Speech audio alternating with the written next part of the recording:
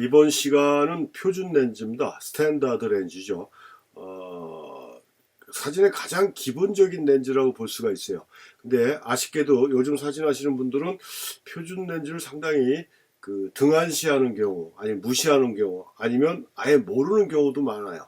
그러니까 표준 렌즈를 꼭 써야 되는지도 모르고, 표준 렌즈라는 게 있는지도 모르고, 자신들이 지금 사용하는 렌즈가 줌 렌즈인지도 모르고, 줌 렌즈가 어떤 장점이 있고 어떤 단점이 있는지도 모르고, 남들이 쓰니까 그냥 사용하는 그런 형태의 렌즈 사용법들이 상당히 많은데, 사진의 가장 기본적인 출발은 표준 렌즈입니다.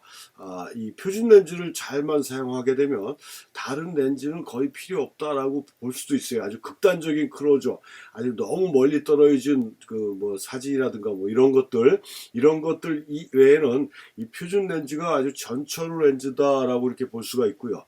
또 렌즈의 퀄리티로도 따지면 시중에 나와 있는 모든 렌즈들 중에서도 가격도 제일 저렴하고 퀄리티도 제일 좋고 렌즈의 밝기도 엄청나게 좋은 이런 모든 장점을 갖고 있는 렌즈가 이 표준 렌즈다. 그래서 사진의 경제적인 부담감을 최소화시켜 줄 수 있는 렌즈가 표준 렌즈다라는 점을 강조하면서 이 표준 렌즈에 대한 수업을 진행하겠습니다. 그래서 이 표준 렌즈는 우리가 지난 시간에 배웠지만 어떤 개념으로 표준 렌즈를 설정한다라고 그랬죠?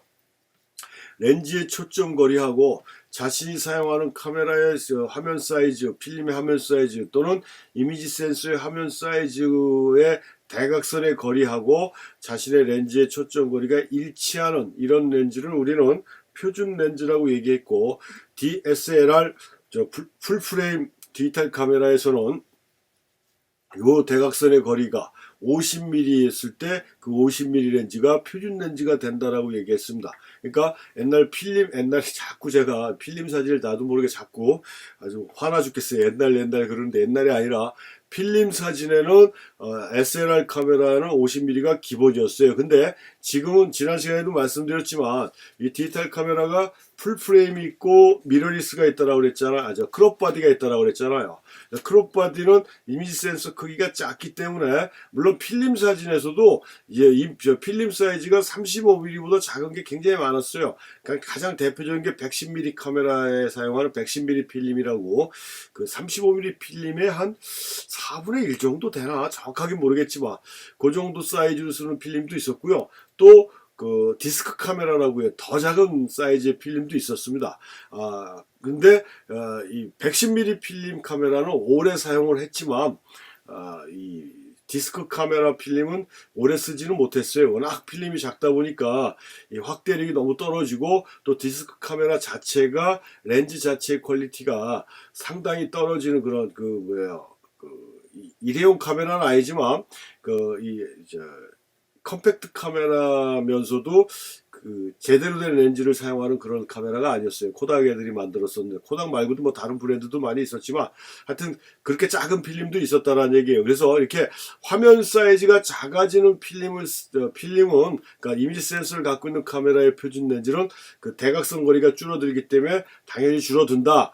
사용하는 이미지 센서의 크기, 필름 사이즈의 크기의 대각선의 크기에 따라 사용하는 표준 렌즈는 바뀌는데, 가장 보편성 있는 가장 일반적인 카메라라고 했을 때 크롭 바디 기준으로 35mm 카메라, 소형 카메라에서는 우리가 50mm를 표준 렌즈라고 얘기를 한다 라고 이렇게 이해를 하시면 되겠습니다. 표준 렌즈요. 그래서 이 표준 렌즈는 조금 전에 시작할 때도 말씀드렸지만 전천후 렌즈예요. 전천후 렌즈. 그게 무슨 얘기냐면 준망원에서 준광각까지 다 소화시킬 수 있는 렌즈다. 그러니까 제가 이 말할 때 항상 사용하는 게 바디줌입니다. 바디줌.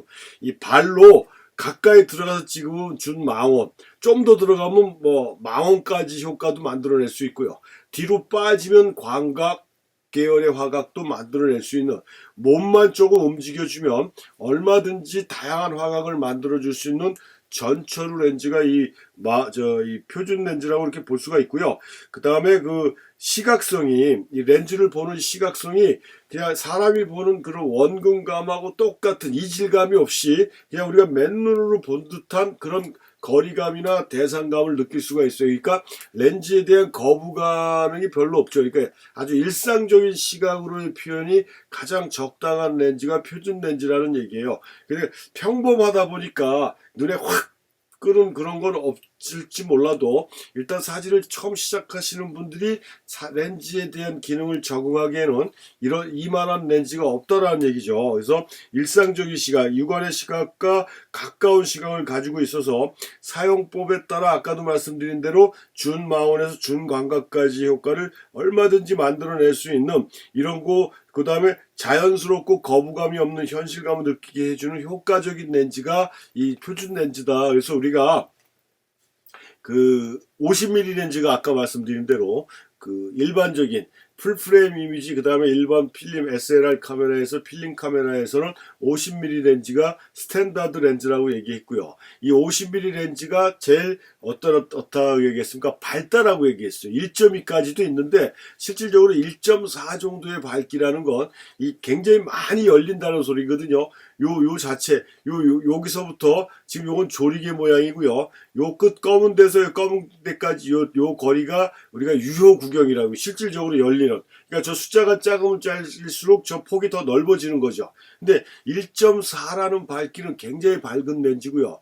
우리가 여러분들 렌즈 갖고 계신 분들 있는지 몰라도 좀 더 비싼 렌즈로 밝아봐야 2.8 정도인데 1.4까지 있어요. 근데 지금 디지털 카메라 나오고 디지털 렌즈 나오면서 2.0도 종종 보이긴 하지만 1.4 정도의 밝기는 그 일반적인 렌즈에서 2.0까지 내려가고 막 이러면 굉장히 렌즈 가격이 비싸지는데 1.4의 밝기를 갖고 있으면서도 렌즈 가격이 그렇게 비싸지가 않고 부담 없이 살 수 있는 가격이다라고 할 정도로 밝으면서, 그 다음에 렌즈가 갖고 있는 퀄리티 또한 굉장히 뛰어난 렌즈라고 그랬습니다. 그래서 이 사진을 시작할 때 제가 늘 추천하는 게 이 표준 렌즈부터 가지고 시작을 해라.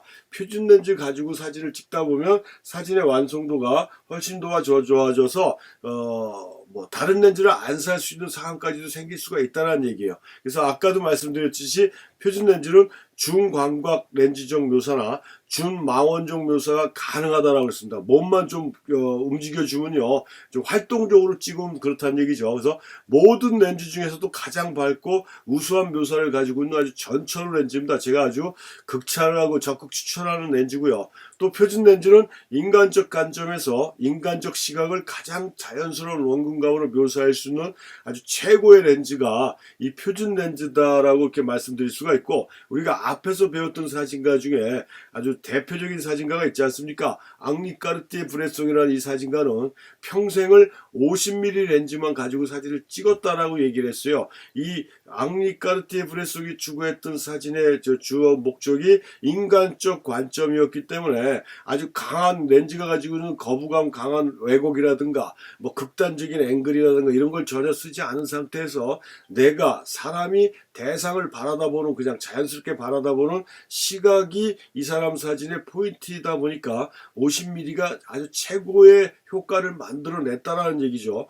그 렌즈 가지고도 평생을 작업해갖고 세계 최고의 스트릿 포토, 거리 스냅 사진가로 명성을 날리고 있는 사진가고, 대표적인 사진가가 까르띠에 브레송이라는 얘기입니다. 그러니까 장비가 모자라갖고 우리가 사진을 못 찍는 게 아니라 내가 사용하는 장비를 어떻게 활용할지를 몰라서 못 쓴다는 얘기겠죠. 그래서 이 표준 렌즈는 다시 한번 말씀드리지만 최고의 렌즈다.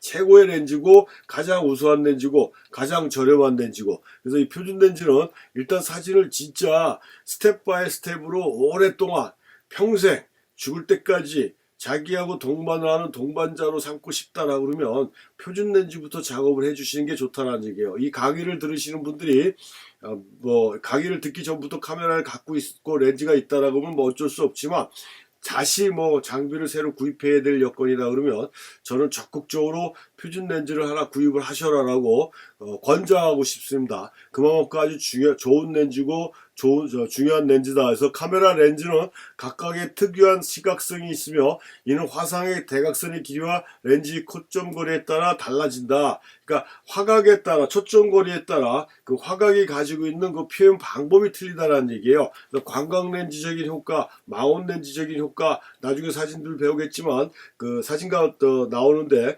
광각 렌즈를 갖고 자신의 이미지를 완성시킨 사진가들, 망원 렌즈를 갖고 자기 이미지를 완성시킨 사진들 이렇게 틀리거든요. 그래서 이런 특이한 시각성을 활용해서 자신의 사진의 이미지를 표현하는 거고요. 그래서 사진은 육안의 시각을 초월하여 렌즈 자체의 시각성을 적극적으로 표현함으로써 성립되는 거거든요. 그래서 표준 렌즈의 시각성은 거의 육안의 시각에 가까운 시각을 가지고 있다.